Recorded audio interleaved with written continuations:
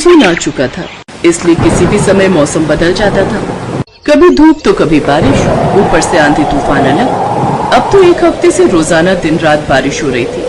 अंजू बहू, ओ अंजू बहू, जल्दी से छत पर जा दे, बूंदे गिरनी शुरू हो गई हैं। क्या? अभी थोड़ी देर पहले तो धूप निकली हुई थी, बारिश आ गई। हे भगवान, अब फिर से सारे कपड़े उतार कर लाने पड़ेंगे। चल मैं साथ चलती हूँ, जल्दी जल्दी उतार लेंगे। कोई नहीं, आप रहने दो, फिर बोलोगी घुटने दर्द हो रहे हैं, मैं ले आती हूँ। बारिशों में तो कपड़े सुखाना बड़ा मुश्किल है। 4 दिन बाद धूप निकली और वो भी 10 मिनट के लिए। अंजू यार, बारिश का मौसम हो रहा है, गरम गरम पकौड़े मिल जाए तो मजा ही आ जाए। पकौड़े बाद में बनेंगे, पहले मेरे साथ कपड़े उतारने चलो। ये सही है, एक छुट्टी लिए थोड़ा आराम करने के लिए, और उसमें भी तुम काम में लगा देती हो। अरे कपड़े तो सारे भीग गए, ये बारिश तो रुकने का नाम ही नहीं ले रही है। अरे बहू, कमरे में क्या कर रही है?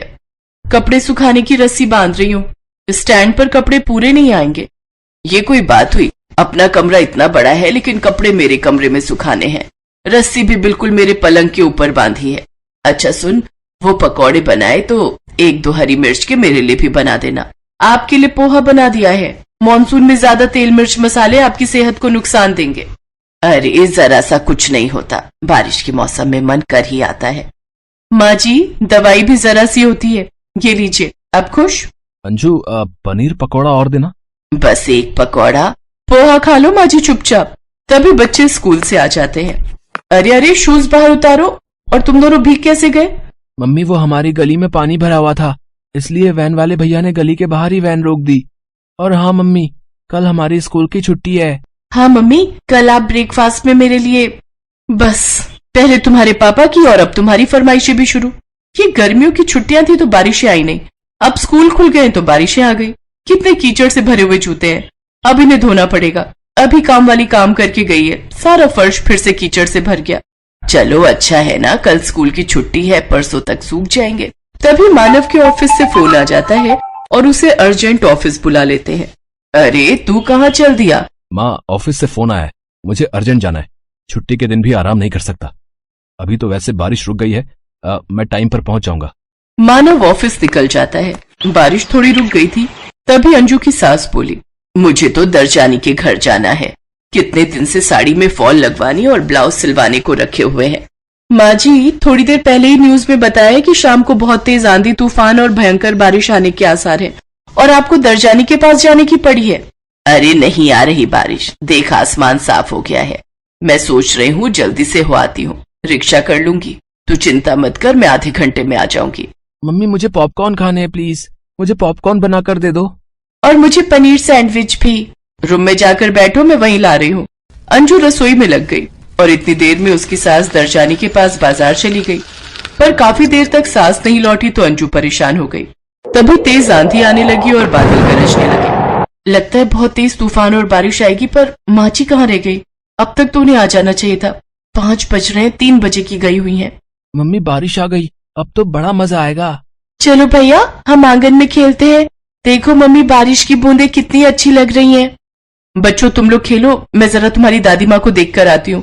बहुत देर हो गई है, बारिश तेज हो रही है, पता नहीं कहाँ रह गई है। अंजू अपनी सास को ढूंढने के लिए जाने लगती है। वो गली के थोड़ा बाहर तक ही पहुंची थी कि बारिश बहुत तेज हो गई। जल्दी जल्दी में अंजू छाता ले जाना भी भूल गई। कोई रिक्शा भी उसे दिखाई नहीं दे रहा था। बारिश का पानी सड़क पर भरने लगा। अंजू घबराने लगी। वो वापस घर नहीं जाना चाहती थी क्योंकि उसे अपनी सास की चिंता थी। दरजानी का घर थोड़ा आगे था। अंजू पैदल सड़क पर बारिश के भरे हुए पानी में चलते चलते दरजानी के घर पहुंची। बबली आंटी, आपका फोन नहीं मिल रहा था, मैं कितनी देर से ट्राई कर रही थी। माँ जी कहाँ है? तुम्हारी सासू माँ तो आधा घंटा पहले ही निकल गई, अब तक तो उन्हें घर पहुँच जाना चाहिए था। उनका फोन भी स्विच ऑफ आ रहा है। माँ जी कहाँ गई फिर? दरजानी की बात सुनकर अंजू घबरा जाती है और फौरन वहाँ से अपनी सास को ढूंढने के लिए निकल पड़ती है। भैया, ओ रिक्शे वाले भैया, जरा रुकना। अगर मैंने मानव को फोन किया तो मानव परेशान हो जाएंगे, वो तो ऑफिस में काम कर रहे होंगे। हे भगवान, माँ जी कहाँ चली गई? माँ जी मिल जाए भगवान जी, उनकी रक्षा करना, वो ठीक ठाक हो। अंजू भगवान को याद करती है। तभी बारिश में भीगी हुई पेड़ के नीचे खड़ी उसे अपनी सासू माँ दिखाई दे जाती है। अंजू रिक्शे वाले को उस ओर चलने के लिए कहती है और अपनी सास को आवाज लगाती है, माँ जी इधर। अंजू बहू, आइए माँ जी, जल्दी से रिक्शा पर बैठ जाइए। किसी तरह अंजू अपनी सास के साथ बारिश में भीगती हुई रिक्शा पर घर पहुंचती है। पता नहीं दरजानी के घर से निकली तो एकदम बारिश शुरू हो गई और इतनी तेज बारिश में चलना भी मुश्किल हो गया। कोई रिक्शा भी नहीं मिल रहा था। सड़क पर पानी भर गया था, इसीलिए पेड़ के नीचे खड़ी हो गई। पर बहुत देर तक बारिश रुकने का नाम ही नहीं ले रही थी। बहू, तुम मेरे कारण कितनी परेशान हुई हो। काश मैं तुम्हारी बात मान लेती और ना जाती तो तुम्हें भी मेरे कारण इतनी तकलीफ ना होती। माँ जी, अब इतना मत सोचो। ये लो गरम गरम अदरक वाली चाय पी लो, नहीं तो ठंड लग जाएगी। अरे बच्चों, ध्यान से सुनो, पापा को इस बारे में कुछ भी मत बताना। कितनी अच्छी है मेरी बहू। बताओ, बारिश में भीगते हुए मुझे ढूंढने गई। रोहन, पूर्वी, मम्मी कहाँ गई? मम्मी छत से कपड़े लेने गई हैं। वो सूखने डाल आई थी जब बारिश रुकी हुई थी। फिर उसके बाद आपको ढूंढने चली गई, इसलिए कपड़े सारे भीग गए। अंजू बहू मेरे से नाराज तो नहीं है ना? नहीं, वो तो मैं तब होती हूँ जब आप ऑयली फूड खाते हो और अपना मोबाइल फोन भी चार्ज नहीं रखते हो। माँ जी, आप मेरी माँ हो। ये गीले कपड़े तो सूख जाएंगे, मुझे इनकी चिंता नहीं है। पर माँ तो जीवन में दोबारा नहीं मिलती। माँ जी, आपको पता है मेरे मन में क्या क्या बुरे ख्याल आ रहे थे? आप नहीं जानते हो। बस अब मुझे कुछ नहीं कहना, नहीं तो मैं रो पड़ूंगी। अच्छा, कल सुबह आप मेरे साथ मंदिर चलना, मुझे आपके हाथों से प्रसाद बंटवाना है। वो जब आप मिल नहीं रही थी ना, तो मैंने भगवान जी से बोला था कि आप मिल जाओगे तो मैं आपके हाथों से प्रसाद चढ़वाऊंगी। मेरी अच्छी बहू। तभी मानव भी आ जाता है। उसके हाथ में गरम जलेबियां और समोसे थे। अंजू उस दिन के लिए अपनी सास को थोड़ा बहुत खाने की छूट दे ही देती है। दोनों सास बहू एक दूसरे के गले लग जाती हैं। सब मिलकर गरम गरम जलेबी और समोसे के साथ मौसम की बारिश का आनंद लेते हैं।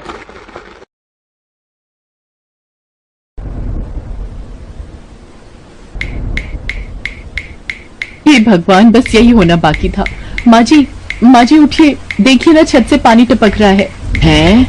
ए मोरी मैया, अभी तो बारिश का मौसम ठीक से आया भी नहीं और छत का ये हाल। चलिए माँ जी, उधर चलते हैं, वहाँ पानी से बचे रहेंगे। पूरी रात उस कच्चे मकान की छत से पानी टपकता रहा। रामकली और उसकी बहू माला घर के एक कोने में बैठे रहे। इसके अलावा फिलहाल वो कुछ नहीं कर सकती थी। असल में वो बिल्कुल अकेली थी। रामकली के पति का कई साल पहले स्वर्गवास हो चुका था और माला का पति यानी रामकली का बेटा सुंदर करीब 3 सालों से घर नहीं आया था। वो पैसे कमाने के लिए शहर गया था, लेकिन वापस घर नहीं लौटा। माला ने शहर जाकर उसे ढूंढने की कोशिश भी की, लेकिन सुंदर उसे कहीं नहीं मिला। तब से माला और रामकली एक दूसरे के सहारे ही जिंदगी गुजार रही थी। खेती के लायक बहुत थोड़ी सी जमीन थी, जिसके पास ही एक कच्चा घर बनाकर दोनों अपना गुजारा कर रही थी। लेकिन बारिश के आते ही अब ये घर भी साथ छोड़ रहा था। माँ जी देखिए तो, यहाँ भी दरार आ गई है और छत भी टपक रही है। अभी तो बारिश का मौसम बस शुरू ही हुआ है। अगर हमने जल्दी कुछ नहीं किया तो ये दीवार ढह जाएगी और फिर हमारा पूरा घर भी। नहीं, ऐसा कुछ नहीं होगा। इस दीवार और छत की छेदों को भरने के लिए बस थोड़ी मिट्टी मिल जाए, फिर काम हो जाएगा। तो चिंता मत कर, मैं जाकर गांव वालों से बात करती हूँ। कोई ना कोई अपने खेत से मिट्टी दे ही देगा हमें। माँ जी, मिट्टी ही चाहिए तो हम अपने खेत से ले लेते हैं ना।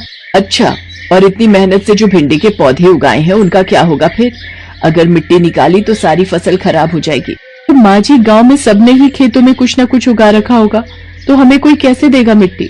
हाँ, मुश्किल तो है, पर हो सकता है किसी का खेत खाली हो। मैं जाकर देखती हूँ, तू जाकर खेत में पानी डाला। रामकली और माला किसी भी हालत में अपने खेत की फसल खराब नहीं होने दे सकती थी, क्योंकि उनके पास राशन के नाम पर सिर्फ चावल ही थे, जो उनके पिछली फसल से बचे हुए थे। रामकली पूरे गांव में घूमी और फिर सीधा गांव के मुखिया जी के पास गई। मुखिया जी, एक मदद चाहिए थी। हाँ बोलो रामकली, क्या हुआ?